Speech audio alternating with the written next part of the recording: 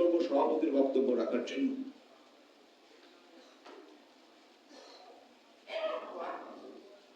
ধন্যবাদ। আজকের অনুষ্ঠানে কিন্তু একটা ভিন্ন রকম বিষয় আছে। আমাদের প্রধান অতিথি কিন্তু রাজনৈতিক মাঠের কিন্তু আইকন এবং মন্ত্রিত্বের জগতে কিন্তু আইকন হতে চলছে। সুতরাং আজকের ভিন্নতা হলো এরকম যে মঞ্চে সাংবাদিকতার জগতের কিন্তু আইকন আছে। মঞ্জুরুল হাসান বুলবুল, আমাদের প্রণব দা, তারাও কিন্তু, আমাদের সৈয়দ বোরহান কবির, তারাও কিন্তু আইকন। সুতরাং সকল রাজনীতিক কিন্তু আইকন হয় না। আমরা যারা সরকারি চাকরি করি আমরাও কিন্তু একটা পর্যায়ে সবাই যেতে পারি না। আপনারা যারা সাংবাদিকতা করেন আপনাদের আকাঙ্ক্ষা থাকবে একজন মঞ্জুরুল হাসান বুলবুল হোক, একজন সৈয়দ বোরহান কবির হোক, একজন প্রণব শাহ। এই আকাঙ্ক্ষা যদি না থাকে পাল্টাবেন না, আপনারাও এক জায়গায় শেষ হয়ে যাবে। সুতরাং আকাঙ্ক্ষা জায়গাটুকু থাকবে।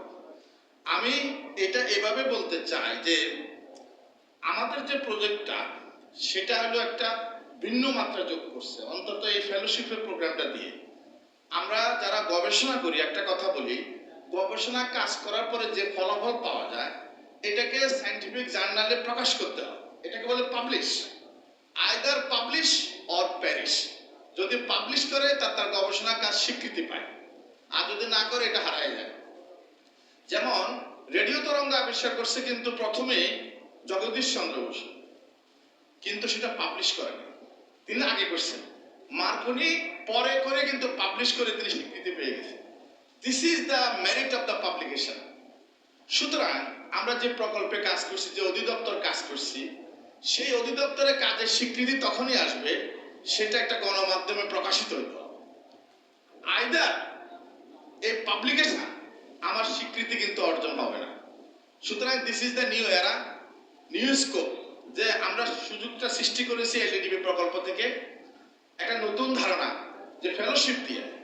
এখানে কিন্তু একটা জিনিস, তথ্য পাওয়াটা কিন্তু সবাই মানে এত সহজ না। একজন বলেছে সত্য কথা বলা ভালো, সহজ না। আমি যে খুব সহজে তথ্য দিয়ে দিয়েছি এমনও না, আবার অনেক সময় দিয়েছি, কোনোটাই কিন্তু কঠিন না। কথা হচ্ছে যে মঞ্জুরুল হাসান বুলবুল যখন আমার অফিসে যাবেন, আমি যখন টের পাবো যে তিনি আমার অফিসে আসছে, আমার স্টাফ অফিসারকে পাঠাই দিব যে ওনাকে একটু রিসিভ করে নিয়ে আসে। আপনারা যদি সবাই মঞ্জুরুল হাসান বুলবুল হয়ে যান আজকে, তাহলে চলবে না। আকাঙ্ক্ষা থাকবে আমাকে রিসিভ করে নেবে, সে আকাঙ্ক্ষা থাকলে আপনিও পাল্টাবেন, আপনারও ভার বহন করবেন। সেরকম ভাবে আপনার একটা তাগিদ অনুভব হবে আপনার। এখন আমার কাছে যেতে আপনার হয়তো একটু কষ্ট হয়, এই যে কষ্টটার একটা স্কোপ সৃষ্টি করেন। আমি যখন দেখবো উনি অনেক সুন্দর ক্রিটিক করেন, উনি আমার ভুলগুলো এত সুন্দর ধরায় দেয়, আমি নিজের সংশোধন করে একটা সুযোগ পাই, উনি আমার কাছে একটা সম্পদ। যেদিন মনে হবে সেদিনও আমি আপনাকে রিসিভ করার জন্য বসে থাকবো। সুতরাং আমি দেখেছি এই ফেলোশিপের মধ্যে অনেকে আমাকে প্রশ্ন করেছেন বা খুব ক্লেভারলি আমি এনজয় করছি যে না, তারা আস্তে আস্তে ধাপে ধাপে পাল্টাচ্ছে, তাদের মধ্যে ভারে কি আসছে এবং একটা সুন্দর স্কোপকে তারা ইউটিলাইজ করছে। যেটা আমি বলতে চাচ্ছি না সেটাও কিন্তু আমাকে বলাই নিচ্ছে খুব কায়দা করে, এটাই যোগ্যতা। সুতরাং এই ফেলোশিপে কিন্তু নতুন একটা দ্বার উন্মোচিত হয়েছে।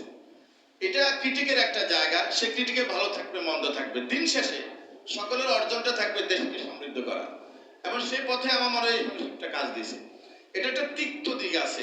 তিক্ত দিক হলো ফেলোশিপের একটা সীমাবদ্ধতা আছে, হয়তো অনেকে পেয়েছে অনেকে পায় নাই। যারা পায় না এরাও বিডিএলএস এ গুড়গুড় বেশি করে এবং একটা নেগেটিভ নিউজ করার জন্য তারা আপদ পেতে থাকে। তো সর্বশেষে আমি যখন দেখলাম যে এত নেগেটিভ নিউজ গুলো আমরা আপনাদের বিরুদ্ধে হয় বা এদের বিরুদ্ধে, ঘটনাটা কি পরবর্তীতে এটা নিয়ে আপনি হাত দিয়েন না, তাহলে কিন্তু ঝামেলা আপনিও পড়বেন। তো এই অনেকে যে বাদ পড়ছে এটা একটা গ্রুপ। আমি বললাম যে একটা কাজ শুরু করেছি, এটা একটা কাভারেজে আসছে, আপনারা যদি সাপোর্ট করেন এই এলডিডিবি কে যদি আমরা সেকেন্ড পেজে নিতে পারি, সেখানে স্কোপটা আরো বেশি করবো আমরা, তখন আপনারাও চান্স পাবেন। আর যদি এভাবে ক্রিটিক করেন, ক্রিটিকটা নেগেটিভ ক্রিটিক এবং প্রিজুডিস দিয়ে ক্রিটিক করেন, প্রিজুডিস মানে আমি খারাপ কিছু লিখবো, সেই প্রিজুডিশিয়াল ক্রিটিক কিন্তু কোনো সম্পদ হতে পারে না। তো তাদের সাথে আমার ধারাবাহিক বসতে হয়েছে। এখন একটা কনসেনসাসে আসছি, যদি আপনাদের এই সাপোর্টটা অব্যাহত থাকে পজিটিভ দিনে, তাহলে আমাদের এই প্রকল্প যখন আবার সেকেন্ড পেজে যাবে সেখানে আরো প্রসারিত, আরো অবারিত করবো আপনাদের ফেলোশিপের সুযোগটা। এবং ভবিষ্যতে আমাদের যত প্রকল্প আসবে সব প্রকল্পে আমরা ফেলোশিপের সাথে, আমরা জার্নালিস্টদের সাথে ফেলোশিপের এই লিঙ্কেজটাকে আরো বেশি পরিমাণে ব্যবহার করব। এই বার্তাটা আমি দিয়ে গেলাম। এখন থেকে হ্যাঁ ক্রিটিক করবে, ক্রিটিকে কোনো ছাড় দিবেন। ওই যে বললাম আপনারা যেই কথাটা আমি বলতে চাচ্ছি সেই কি, সেই কথাটাও আপনি নিয়েছেন। আবার আমি এটাও বলেছি, কেন বলতে চাচ্ছিলাম না, এই নিউজটা হয়তো আমার মাঠের তাণ্ডব ছড়াবে, গণমানুষের মধ্যে একটা ছড়াবে, সেজন্য আমি কেয়ারফুলি, উনিও সেটাকে পরিবেশন করার সময় কেয়ারফুলি পরিবেশন করছেন। সর্বোপরি এই যে আন্ডারস্ট্যান্ডিং এর মাধ্যমে যে নিউজটা আসছে, এটাতে কোনো ব্যত্যয় ঘটে, সত্যির ব্যত্যয় ঘটে নাই, কিন্তু সমৃদ্ধির ঘটনা ঘটেছে। সেই সমৃদ্ধি রাষ্ট্রের জন্য, সেটা অব্যাহত থাকবে ইনশাল্লাহ। আমরা ঐক্যবদ্ধ থেকে এই দেশকে নারিশ করবো।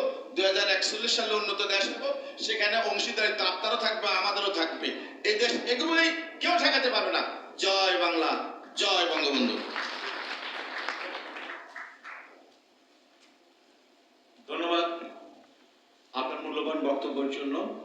আমি আমাদের অনুষ্ঠানের আজকে যিনি মূল